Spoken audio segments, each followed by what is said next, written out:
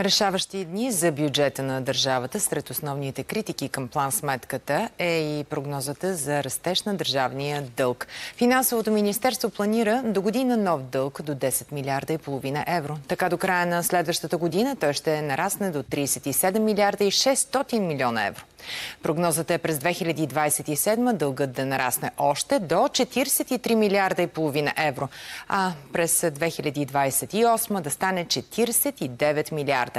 На фона на тези нарастващи милиарди, въпросът, който си задаваме, ще можем ли да изплащаме успешно вноските си и защо задлъжняваме? Кирил Шопски работи като дистрибутор и казва, че парите все не стигат. Притеснява се, че с взимането на още дълг държавата ще му повиши още повече данъците и осигуровките, а парите му ще стават все по-малко. Те не се спрели да взимат само дългове. Пак те си пълнат джобовете с 7000 уж заплата, горе министрите, а ние наша заплата по 2000 лева. От покачването на дълга се притеснява и бизнеса, защото с тях растат и разходите по обслужването му. Лихвите по дългът, които ще платим за следващата година, са в размер на 1 милиард евро. Това е рекордно ниво на лихви. Това са пари, които са изработени в България, които ще бъдат платени за неефективен разход.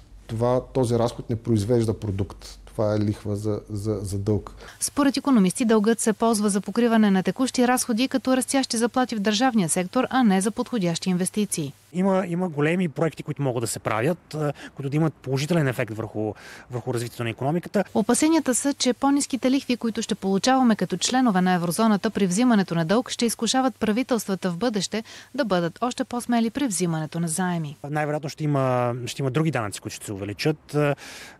Може би не през 26-та, но през 27 година и до края на десетилетието. От няколко години вече държавата харчи повече пари, отколкото събира като приходи и трупа дефицит. Очаква ли се следващата седмица проектът за бюджет да влезе в парламента? Въпрос към Румяна Стоилкова. Добър вечер. Очаква се през следващата седмица социалния диалог да бъде възстановен. Както знаете, работодателите напуснаха масата на преговорите и остро разкритикуваха финансовата рамка за следващата година, след което последваха серия от срещи с властта. Предстои да видим дали през новата седмица те ще се върнат на масата на преговорите. А иначе, това, което трябва да бъде обсъдено по финансовата рамка.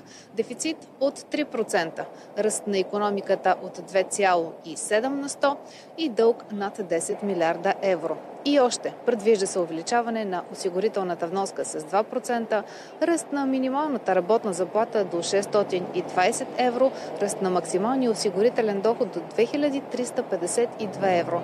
Разбира се, окончателната дума и окончателните решения ще бъдат на Народното събрание.